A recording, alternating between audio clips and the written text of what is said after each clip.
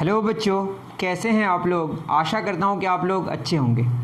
हमने शुरू किया था क्लास 10 से लाइट, रिफ्लेक्शन एंड रिफ्रैक्शन, पूरा चैप्टर का नाम है वैसे, ठीक है। और एनसीईआरटी के अकॉर्डिंग हम लोग बात कर रहे थे, जिसमें रिफ्लेक्शन जो है उसकी जो थ्योरी है उसको हमने कंप्लीट करने की कोशिश की है और कंप्लीट कर चुकी है, ठीक है। उसको कंप्लीट करने के बाद कुछ न्यूमेरिकल्स भी हमने कराया था। अब बारी है रिफ्रैक्शन ऑफ लाइट को पढ़ने की, तो शुरू करेंगे आज रिफ्रैक्शन ऑफ लाइट। तो शुरू करते हैं, ठीक है। रिफ्रैक्शन ऑफ लाइट तो हमारा टॉपिक है आज, जिसमें हम लोग इंट्रोडक्शन मतलब बेसिक्स ऑफ रिफ्रैक्शन पढ़ेंगे, फिर जहाँ तक होगा पढ़ने की कोशिश करेंगे। रिफ्रैक्शन में क्या होता है, जैसे हमने रिफ्लेक्शन में पढ़ा था कि लाइट किसी सरफेस को टकरा के, उस बाउंड्री में टकरा के वापस वो उसी मीडियम में आ जाती है, जिस मीडियम में जाती है फिर रिफ्लेक्ट बैक उसी मीडियम में वापस आ जाती है।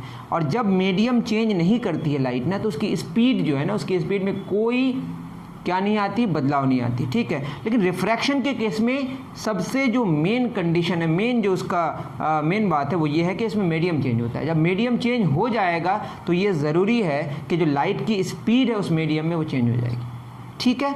तो रिफ्रैक्शन ऑफ लाइट की बात अगर करें तो इसमें सबसे बेसिक जो बात है वो ये है कि मीडियम चेंजेस, MEDIUM, ठीक है। ये मेरा लिखने का अपना वे। तो जब मीडियम चेंज होगा तो इसके लिए कंपलसरी जो बात है वो ये है कि इसके साथ स्पीड चेंज होगा। स्पीड चेंजेस, मीडियम चेंजेस मतलब स्पीड चेंजेस। और जो सबसे ज़रूरी बात, और मतलब सारी बात ज़रूरी ही है, तो मैं ये कह रहा हूँ कि जो और एक ज़रूरी बात वो ये है कि जब मीडियम चेंज होता है, लेकिन जो लाइट जो है ना, लाइट जिस सोर्स मतलब लाइट का जो एक सोर्स है जिससे वो कलर आता है, जैसे रेड आया, ब्लू आया, ग्रीन आया, वॉयलेट आया, जो भी कलर आया वो कलर सोर्स से आता है, ठीक है। और सोर्स में एक बार जो फ्रीक्वेंसी क्रिएट हो गई ना, उस फ्रीक्वेंसी में और बदलाव नहीं आता है। तो जब मीडियम चेंज करते हैं हम लोग लाइट का मीडियम जब चेंज होता है तो बहुत कुछ चेंज होगा, लेकिन एक बहुत इंपॉर्टेंट बात यह है कि फ्रीक्वेंसी चेंज नहीं होगा। क्या चेंज नहीं होगा बताइए? फ्रीक्वेंसी चेंज नहीं होगा। और फ्रीक्वेंसी जो कलर है ना, वो कलर का जो फैक्टर है वो फ्रीक्वेंसी है। जब फ्रीक्वेंसी चेंज नहीं होगा तो ये ज़रूरी है कि कलर डज नॉट चेंज।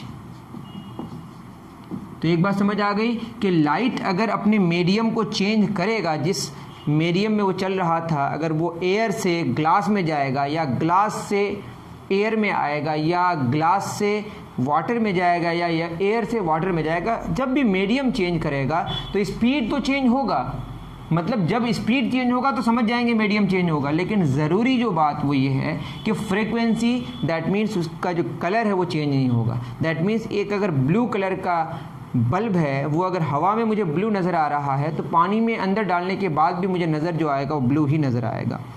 क्या चेंज होगा? हमने पढ़ा होगा कि बेसिक्स में ये वेव है, मान लेते हैं ये इसका वेव लेंथ है, दिस इज़ वेव लेंथ। और ये जो टाइम लगता है इसको टाइम पीरियड कहते हैं। तो स्पीड ऑफ वेव जो होगा वो ट्रैवल करता है, वो होता है distance but A time period. Wave ने एक ऑसिलेशन, समझ रहे ना, ये तो मैंने बताया है। वेव लेंथ मतलब डिस्टेंस कवर्ड बाई वेव, एक ऑसिलेशन में एक ऑसिलेशन जब कंप्लीट होगा वट एवर, वेव लेंथ को टाइम पीरियड से, ये आप डिस्टेंस कवर्ड है, टाइम पीरियड है, ये हो गया आपका वेव की स्पीड। तो जो स्पीड है वो किस पे डिपेंड किया बताइए? वेव लेंथ और टाइम पे। लैम्डा इंटू क्या होगा? 1/t। और टी टाइम में एक कंप्लीट होगा ऑसिलेशन, तो एक में कितना होगा? 1/t। यहाँ ऑसिलेशन एक्चुअली नहीं है, जैसे आप देखे होंगे ना, ये आपका क्या है, मैंने बताया है सारी बात, एक स्ट्रिंग है, यहाँ पे आपने ऐसे करके छोड़ दिया। एक ऑसिलेशन कंप्लीट होता है तब तक ये वेव यहाँ चला जाता है, ठीक है। तो ये समझ रहे हैं ना आप? तो टी टाइम में एक, तो एक में कितना? 1/t। तो एक में जितना वेव, समझ रहे हैं ना मेरी बात? तो इसको हम बोलते हैं फ्रीक्वेंसी। क्या बोलते हैं इसको? फ्रीक्वेंसी, ठीक है। तो ये सारी बातें हमने करी है पीछे के लेक्चर्स में, ठीक है। तो ये क्या हो जाएगा? Wave length into frequency. तो मैं क्या कह रहा हूँ कि जो स्पीड है वो डिपेंड किस पे किया? वेवलेंथ और फ्रीक्वेंसी पे। और मीडियम चेंज करने से फ्रीक्वेंसी तो चेंज नहीं होगा ना, तो जब स्पीड चेंज होगा तो ज़रूरी है क्या चेंज होगा? वेवलेंथ चेंज होगा। दैट मीन्स क्या चेंज होगा बताइए? वेवलेंथ जो लाइट का है वो चेंज होता है, वेवलेंथ चेंजेस। तो सिंपल सी बात है, रिफ्रैक्शन ऑफ लाइट में लाइट मीडियम को चेंज करता है, एक मीडियम से दूसरे मीडियम में जाएगा, या तो रेयरर से डेंसर में जाएगा या डेंसर से रेयरर में आएगा। तो स्पीड चेंज होगा, मतलब स्पीड चेंज होने का मतलब ही है कि वेवलेंथ चेंज होगा, और जब स्पीड और वेवलेंथ चेंज होगा तो मीडियम चेंज होगा, लेकिन क्या चेंज नहीं होगा? फ्रीक्वेंसी चेंज नहीं होगा। ये बात अब तो आप समझ लिए होंगे। अब बात है डायरेक्शन की, कि डायरेक्शन चेंज होगा या नहीं। आप रिफ्लेक्शन के केस में देखे थे कि अगर लाइट ऐसे भी आके इंसिडेंट कर रही है तो रिफ्लेक्शन के केस में वो वापस रिट्रेस भी अगर पाथ कर ले तब भी वो डायरेक्शन क्या हो गया? चेंज हो गया। लेकिन रिफ्रैक्शन के केस में दो केसेस हैं। नॉर्मली आएगा तो क्या होगा? ठीक है, रिफ्रैक्शन के केस में क्या होता है कि मान लेते हैं कि हमारा मीडियम 1 है और ये मीडियम 2 है। ठीक है, रेयर से डेंसर या डेंसर से रेयर है। लाइट आई, मानते हैं कि एयर से वाटर में आ रही है लाइट। अक्सर आप देखे होंगे एयर और वाटर, ये ऑप्टिक्स के हिसाब से ये रेयरर है, RARER रेयरर है। ठीक है, और ये क्या है? हमारा डेंसर है।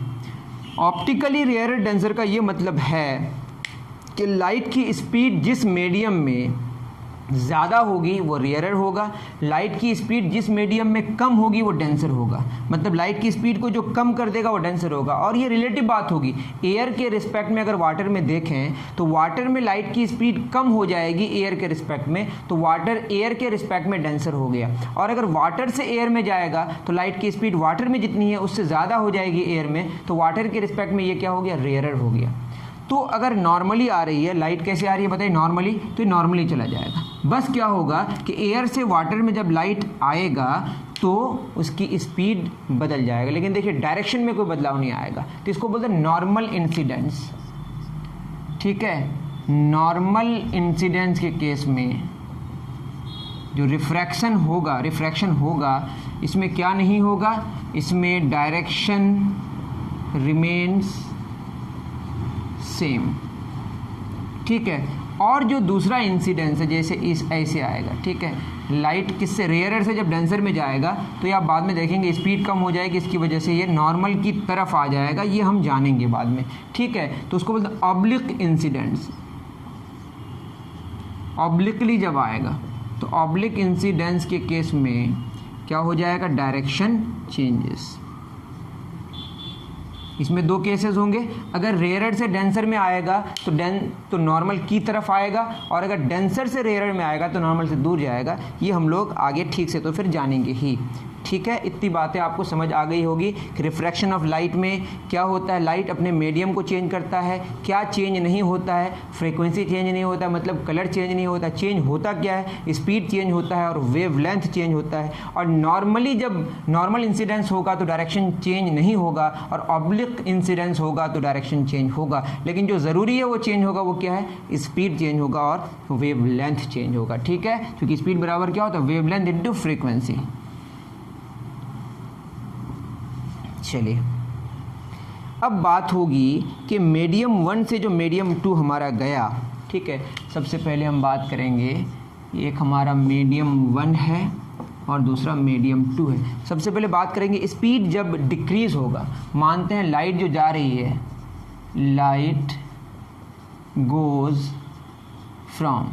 ठीक है, सबसे पहला क्या जानेंगे बताइए? ये होगा हमारा light goes from medium 1 to medium 2। कहाँ से जा रही है? मीडियम 1 से मीडियम 2। ठीक, M1 stands for medium 1, M2 stands for medium 2। अब मान लेते हैं एक हमने क्या किया, नॉर्मल ऐसे ड्रॉ कर लिया पहले से ही। नॉर्मली आएगा तो नॉर्मली चला जाएगा। ठीक है, बस स्पीड डिक्रीज़ होगा। और मानते हैं कि यहाँ पे स्पीड डिक्रीजेस। क्या हो रहा है? स्पीड मीडियम 1 से मीडियम 2 में डिक्रीज़ कर रहा है। तो जब स्पीड डिक्रीज़ करेगा तो मैंने क्या बताया कि ऑप्टिकली डेंसर मीडियम में जा रहा है। किस में जा रहा है? ऑप्टिकली डेंसर मीडियम में जा रहा है। तो लाइट ऐसे आई। ठीक है, ध्यान से देखिएगा, ये जो आई लाइट, इसको बोलते हैं हम लोग incident ray. Path of the light is called रे। और आया तो इंसिडेंट रे। अब बताइए, जाना उसको किधर चाहिए था? उसको सीधे जाना चाहिए था, लेकिन अब उसकी स्पीड घट जाएगी। क्यों? क्योंकि स्पीड घटना ही है, मीडियम 1 से मीडियम 2 में आ रहा है। और जब स्पीड घटेगा तो रिलेटिवली ये क्या होगा? Denser medium, optically denser medium, और ये ऑप्टिकली रेयरर मीडियम। ठीक है, समझ पा रहे हैं आप?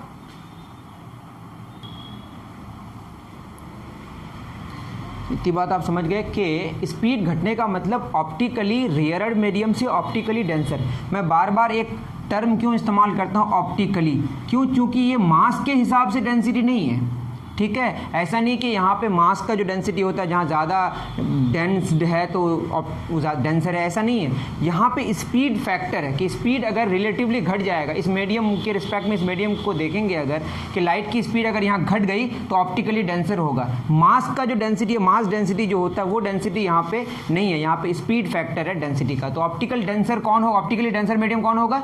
जब एक मीडियम से दूसरे मीडियम में लाइट जाएगी, स्पीड घट जाएगी, तो जिस मीडियम से आ रहा है उसके रिस्पेक्ट में वो डेंसर मीडियम हो जाएगा। इतनी बात समझ आ रही है? तो स्पीड डिक्रीज होने का मतलब M2 जो होगा वो डेंसर मीडियम होगा ऑप्टिकली, और M1 जो होगा वो रेयरर होगा। और क्या होगा बताइए, स्पीड घटने का क्या मतलब है? अगर मान लेते यहाँ पे मैंने एक लाइन ड्रॉ किया इसी सोचने के लिए, तो क्या होगा बताइए। तो अगर ये ऐसे जा रहा है तो ज़्यादा डिस्टेंस कवर करेगा, मतलब उतने ही टाइम में अगर वो ज़्यादा डिस्टेंस कवर करेगा तो समझ जाइए क्या हो जाएगा, स्पीड बढ़ा हुआ होगा, स्पीड घटेगा।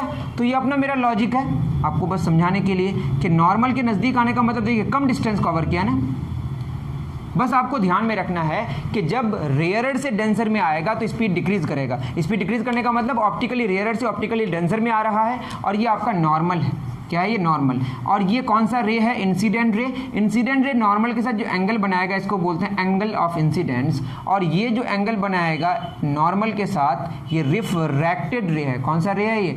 रिफ्लेक्टेड रे था ये वो, और ये रिफ्रैक्टेड रे, और ये कौन सा रे है? इंसिडेंट रे या रे ऑफ इंसिडेंस। नॉर्मल किसके साथ? इंसिडेंट रे के साथ जो एंगल बनाएगा उसको बोलेंगे एंगल ऑफ इंसिडेंस, और नॉर्मल रिफ्रैक्टेड रे के साथ जो एंगल बनाएगा उसको बोलेंगे एंगल ऑफ रिफ्रैक्शन। और आई और आर इस केस में बराबर नहीं होता है, ये ऑब्लिक इंसिडेंस है, ठीक है, इसका ख्याल रखें।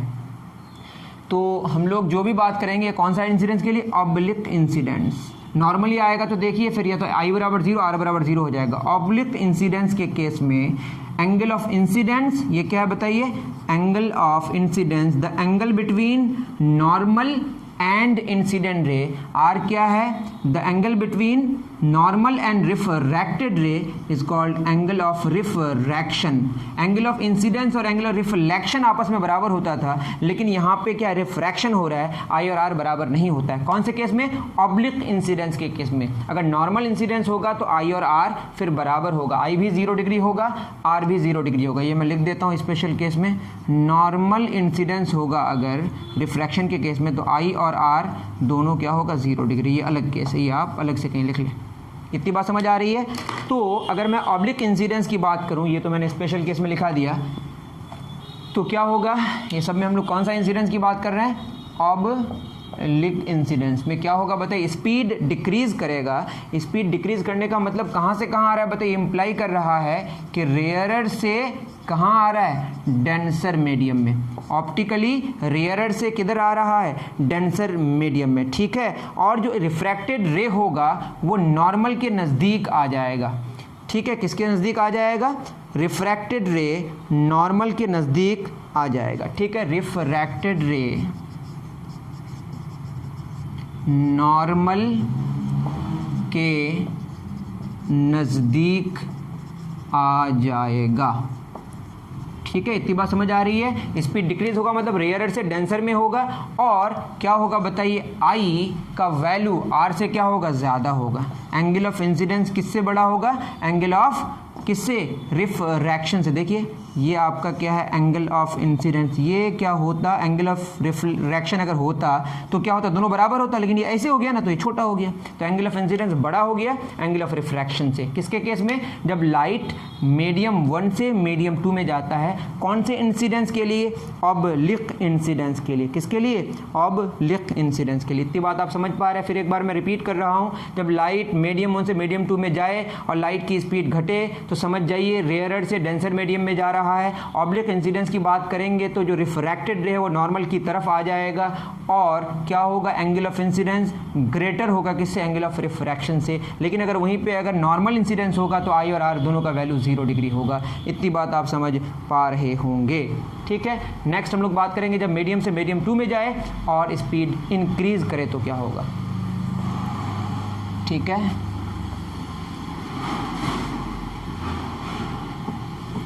नेक्स्ट क्या होगा? ऑब्लिक इंसिडेंस की ही बात कर रहे हैं, ठीक है। मीडियम 1 से कहाँ जा रहा है? मीडियम 2। याद रहे अभी भी हम किसकी बात कर रहे हैं? ऑब्लिक इंसिडेंस की बात कर रहे हैं, ठीक है। तो अगर ऐसी बात हो तो क्या होगा बताइए। अब मानते हैं लाइट आ रही है, ठीक, लाइट आ रही है, थोड़ा सा रुक जाइए,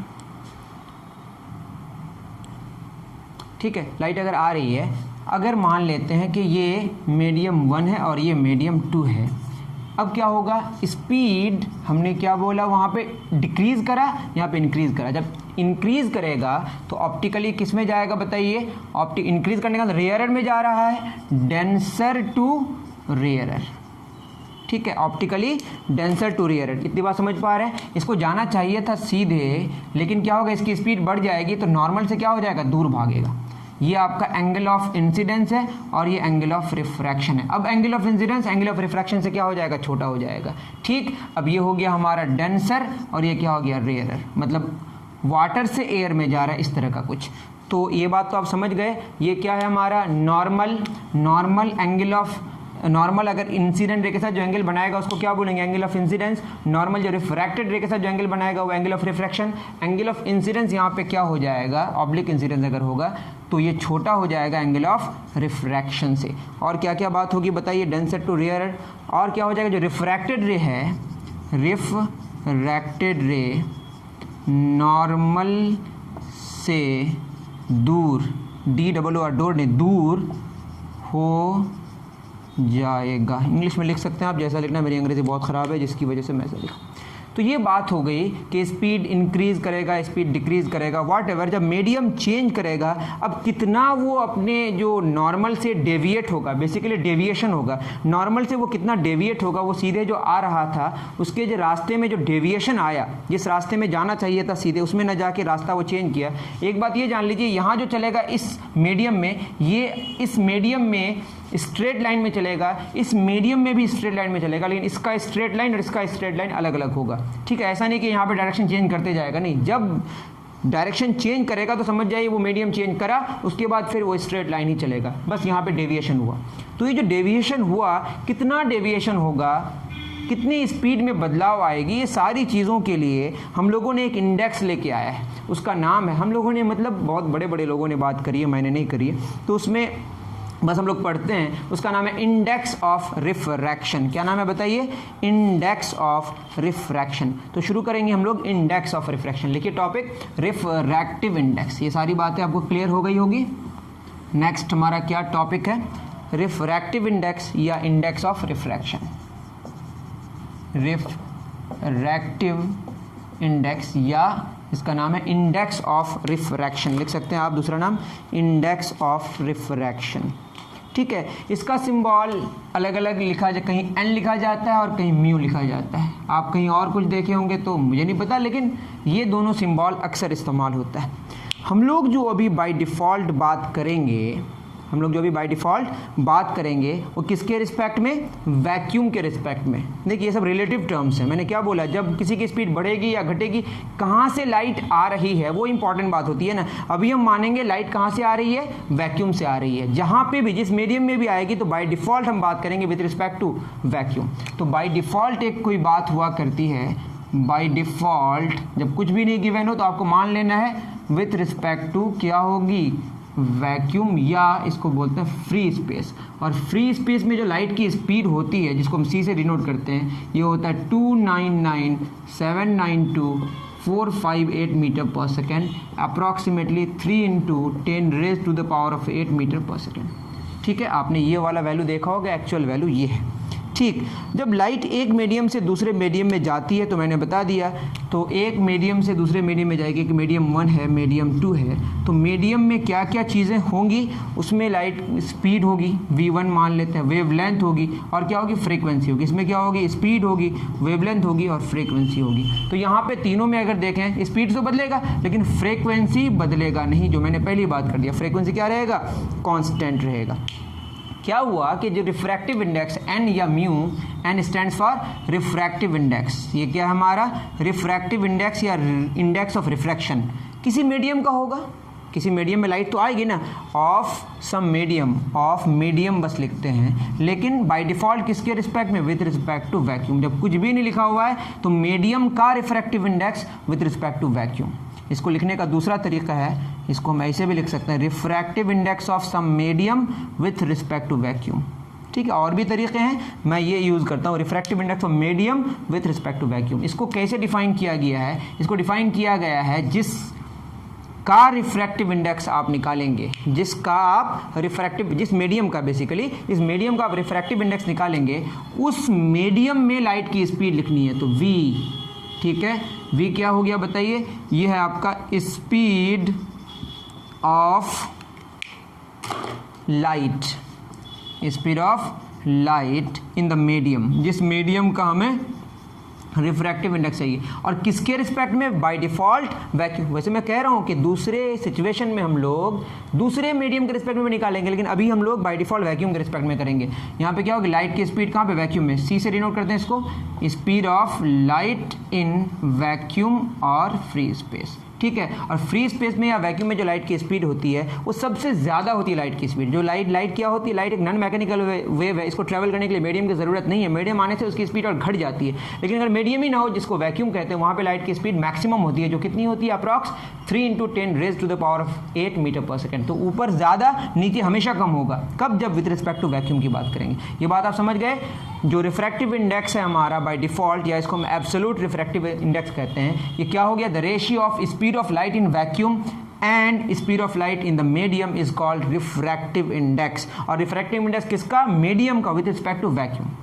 ठीक है, बाय डिफॉल्ट वाली जो बात है, इसमें हमारा जो रिफ्रैक्टिव इंडेक्स का जो डेफिनेशन होगा वो क्या होगा? The ratio of speed of light in vacuum and speed of light in medium is called refractive index. पूरा लिखेगा तो of the medium with respect to vacuum, of the medium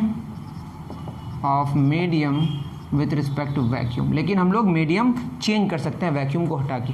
ठीक है, इतनी बात आपको समझ आ गई।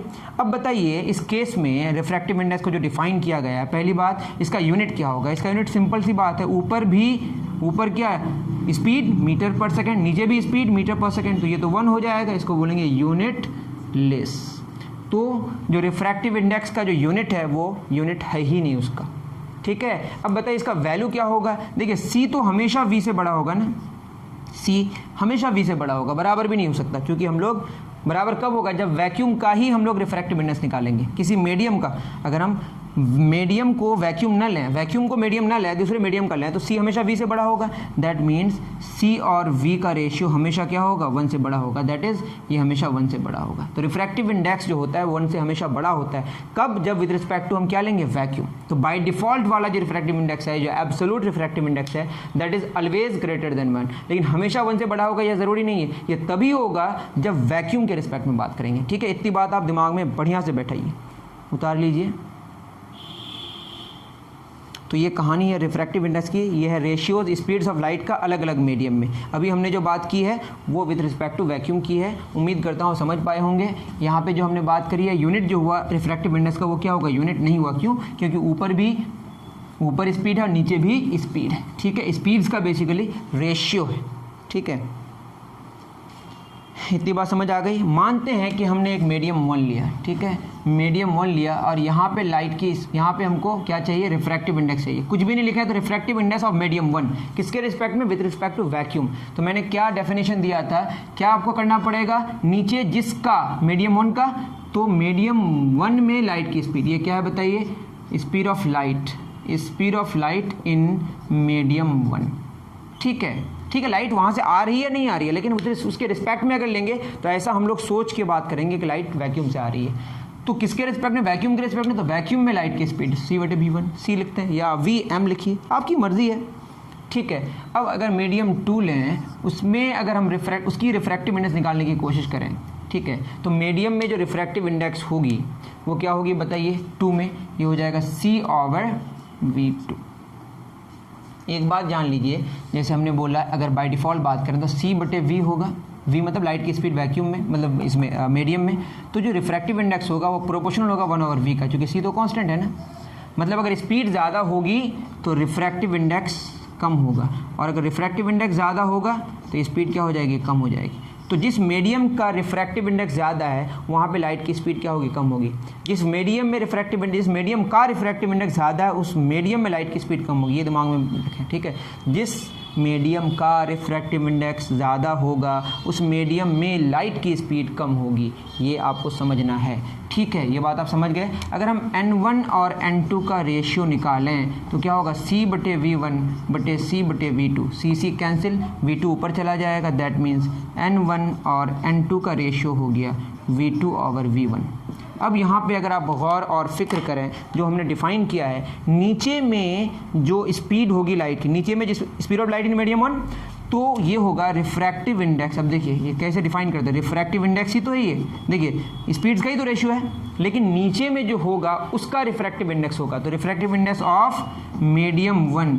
ऊपर में जो होगा लाइट की स्पीड, जिस मीडियम में लाइट की स्पीड होगी उसके रिस्पेक्ट में होगा, विथ रिस्पेक्ट टू मीडियम 2, ठीक है। तो इसको लिखने का क्या तरीका है, refractive index of medium 1 with respect to 2। अगर हमने सही किया है तो, हमने सही किया है, बिल्कुल सही किया है, तो n1 और n2 का रेशियो जो हुआ, इसका मतलब इसको हमने कैसे लिखा, refractive index of medium 1 with respect to 2 is equal to n1/n2 is equal to v2/v1, ठीक है। देखिए रिफ्रैक्टिव इंडिसेस जो हैं वो स्पीड्स के क्या है, रेसिप्रोकल है। 1 इधर है, देखिए देख रहे हैं ना, और किसका, 1 का, तो जिसका होगा उसका लाइट का जो स्पीड होगा उस मीडियम में वो नीचे होगा, जिसके रिस्पेक्ट में होगा वो ऊपर होगा। ये बात तो हमने पहले बता दिया। तो ये आपका एक फार्मूला आ गया, अच्छे तरीके से इसको लिख लें, ठीक है। इसी को अगर हम चेंज कर दें, क्या चेंज कर दें भाई, इसको अगर हम क्या कर दें बताइए, n2/n1 कर दें तो ये हो जाएगा v1/v2। अब जो हमारा होगा ये होगा refractive index of medium 2 with respect to medium 1। यहाँ से ये बात भी समझ आ गई कि जो refractive index of medium 2 with respect to 1 है, ये 1 refractive index of medium 1 with respect to 2 है, ठीक है। अब देख ही सकते हैं, बहुत ही ईजी है, ठीक है। तो ये बात आपको समझ आ गई होगी।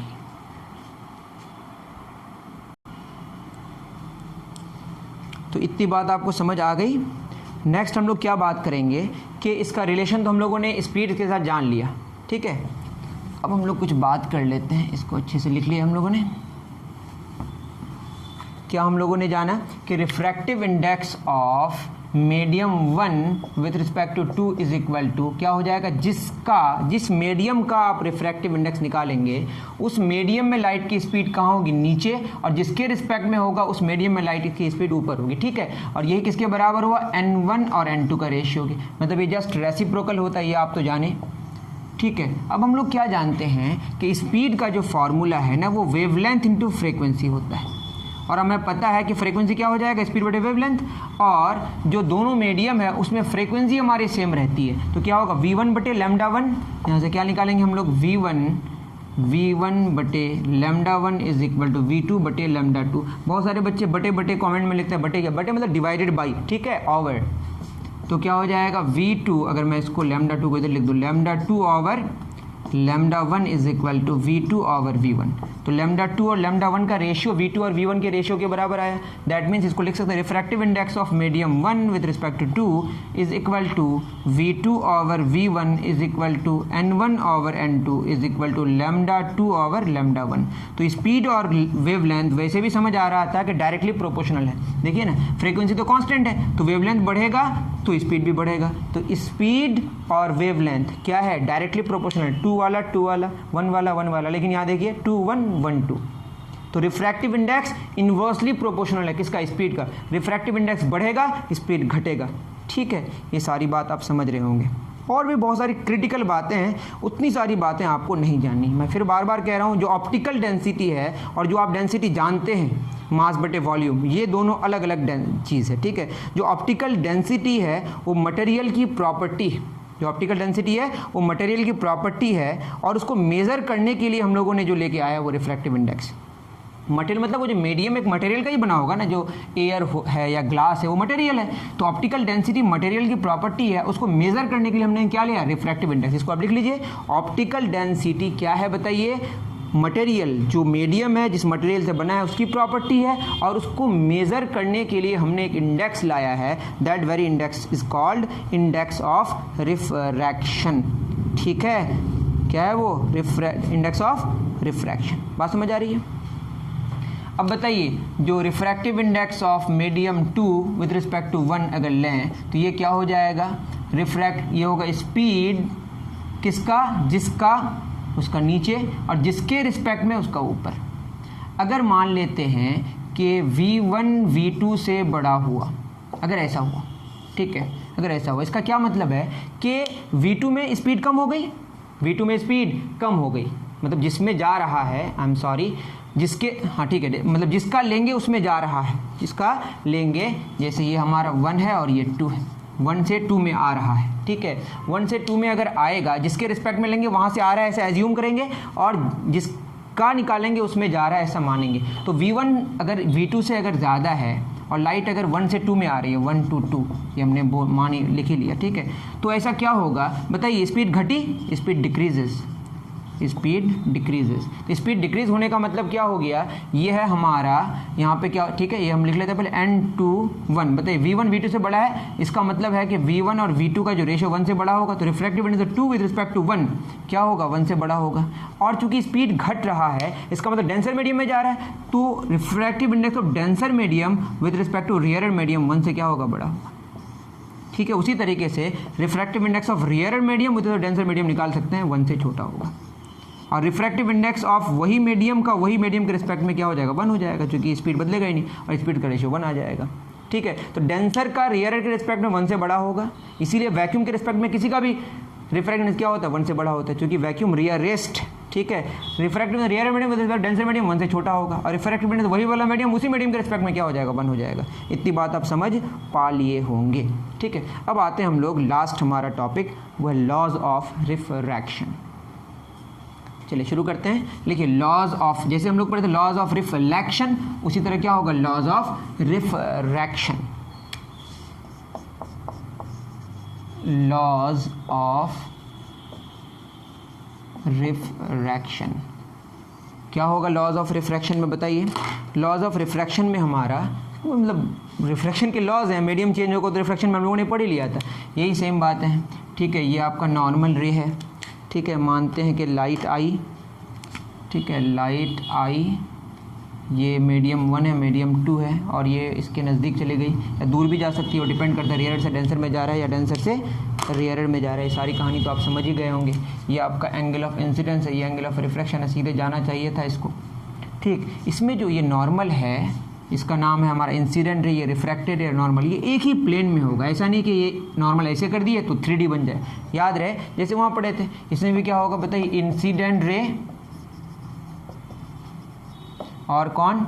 रिफ्रैक्टेड रे,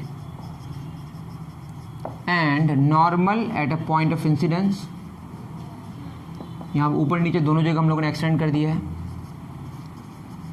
all lie in the same plane, बस सारे प्लेनर होंगे। दूसरा जो इम्पॉर्टेंट बात है, जो बिल्कुल डिफरेंट आपको लग सकता है, इस मीडियम में रिफ्रैक्टिव इंडेक्स हमने n1 लिया, किसके रिस्पेक्ट में? वैक्यूम के रिस्पेक्ट में। फिर मैं कह रहा हूँ ज़रूरी नहीं कि उसी से आएगा, मैंने बोला था एज्यूम करना है। क्या करना है? n2 मतलब refractive index of medium 2 with respect to vacuum. तो n1 जो है वो रिफ्रैक्टिव इंडेक्स ऑफ मीडियम 1 है विद रिस्पेक्ट टू वैक्यूम, वो और साइन लेंगे। क्या लेंगे? साइन। नॉर्मल के साथ जो एंगल बनेगा, कितना एंगल बना है? आई। दूसरा ये बराबर होगा किसका? n2, ठीक है, refractive index of medium 2 with respect to vacuum, ये भी साइन किसका? साइन जो एंगल बनेगा नॉर्मल के साथ, क्या एंगल बन रहा है? देखिए साइन आर। तो ये बात समझ गए? n1 साइन आई बराबर n2 साइन आर। तो इसको अगर देखेंगे तो इसको ऐसे लिख सकते हैं, sine I over sine R, जो आपकी किताब में इस तरह से लिखा होता है, n2 बटे n1। तो n2 बटे n1 क्या हो जाएगा? यही होगा v1 बटे v2 के बराबर। तो ये हो जाएगा रिफ्रैक्टिव इंडेक्स ऑफ नीचे वाला के का ऊपर वाले के रिस्पेक्ट में, स्पीड के हिसाब से देखना है। तो ये आपका हो गया, ठीक है, थोड़ा सा एक्सटेंडेड हो गया। The ratio of sine I and sine R is equal to refractive index of medium 2 with respect to medium 1। ठीक है, ये बात हो गई आपकी। This is called Snell's law. कौन सा law? Snell's law. The second law of refraction is known as Snell's law. ठीक है, तो यही है कहानी। तो ये बात समझ गए। इसमें और भी एक्सटेंड करिएगा तो कर दीजिए। यही किसके बराबर होता है? ये बराबर होता है वेवलेंथ 1 बटे वेवलेंथ 2। और कुछ बचा क्या? ये सारी कहानी इसी में आ गई। तो refractive index of medium 2 with respect to 1 lambda 1 बटे लैम्डा 2 वेवलेंथ का रेशियो, स्पीड्स का रेशियो, और ये रिफ्रैक्टिव इंडिसेस का रेशियो, ठीक है, विद रिस्पेक्ट टू वैक्यूम, और ये साइंस का रेशियो। ये स्नेल्स लॉ है। तो ये हमारे लॉज थे, 2 लॉज ऑफ रिफ्रैक्शन में। उम्मीद करता हूँ कि जितनी सारी बातें हमने करी है ये सारी बातें आपको बहुत अच्छे से क्लियर हुई होगी। हमारा इंट्रोडक्शन था ये रिफ्रैक्शन का, और इसमें बहुत सारी बातें हमने कर ली। अगर आपको कहीं कन्फ्यूज़न है तो ज़रूर कमेंट सेक्शन में लिखें, वहाँ पे मैं ज़रूर रिस्पॉन्स करूँगा, या जो लोग हमसे जुड़े हुए हैं डायरेक्टली वो हमें ज़रूर बताएँ। ठीक है, मिलते हैं नेक्स्ट वीडियो में। Thank you very much. अगर आपको पसंद आए, आप अपने अगर लोकली में भी है, जैसे किशनगंज में मैं पढ़ाता हूँ, यहाँ के बच्चे जो देख रहे हैं, अगर अपने दोस्त में अगर अगर बहुत अच्छे तरीके से कहीं पढ़ाई नहीं हो पा रही है तो आप ज़रूर उनको शेयर करें, उसे भी बहुत ज़्यादा काम आएगा। ठीक है, मिलते हैं फिर नेक्स्ट वीडियो में। Thank you very much.